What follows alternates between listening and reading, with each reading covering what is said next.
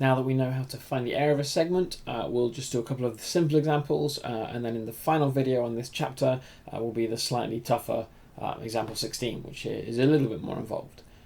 So question 14, example 14, sorry, we just need to use the formula really. So the area is half r squared theta minus sine theta, or if you prefer to think about it this way, like I said, it's the area of the sector, half r squared theta, take away the area of the triangle, which is half AB sine C, which is r squared sine theta. We just need to plug numbers in the calculator. It's not very complicated, this.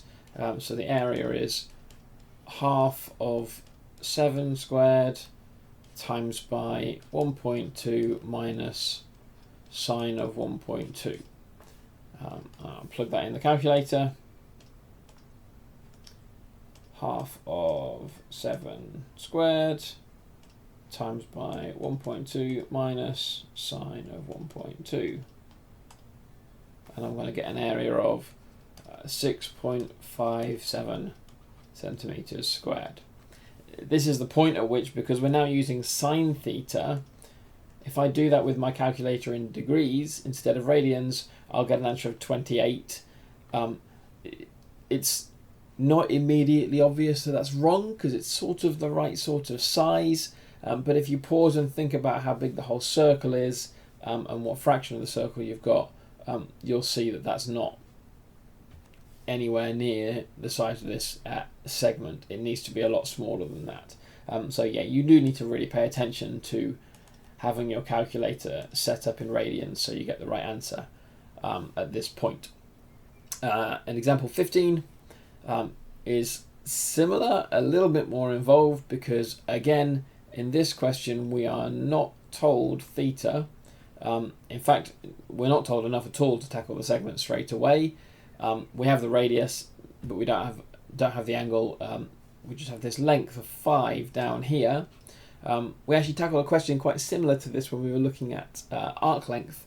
What you need to do is notice that if you drop a vertical line here, you get a little right angled triangle. And that little right angled triangle we're dealing with has a side length here of 4 and here of 2.5, because we can split a chord in half exactly, and we'll get a triangle like this. Now, this angle x up here, well, we know that sine of x is 2.5 divided by 4 from just SOHCAHTOA. So x is inverse sine of 2.5 over 4. I'm going to just calculate that now. So inverse sine of 2.5 over 4, that's going to give us an angle of 0.675 radians. Theta that I actually want here is double that, because I split it in half in the first place. So I want to actually times that by 2.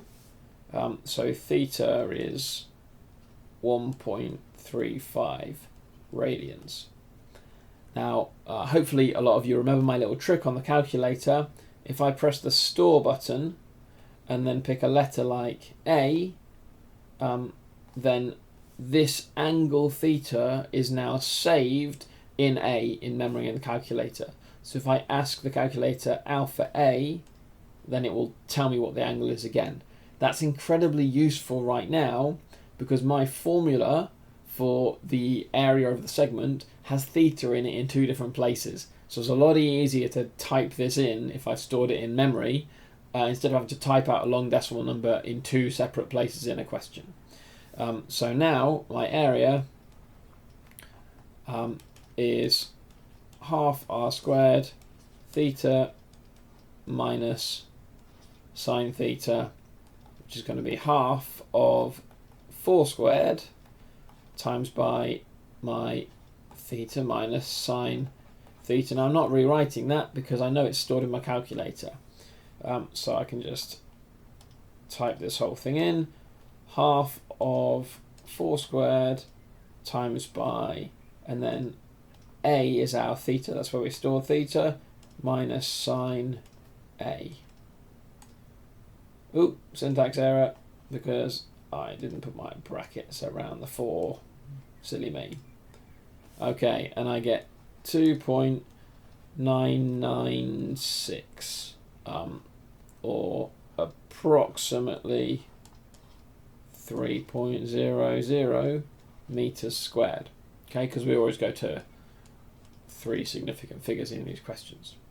Not super tricky, but you do need to be careful. Again, like we talked about in previous examples, the goal is always to look at what you've got and say, well, what can I find next?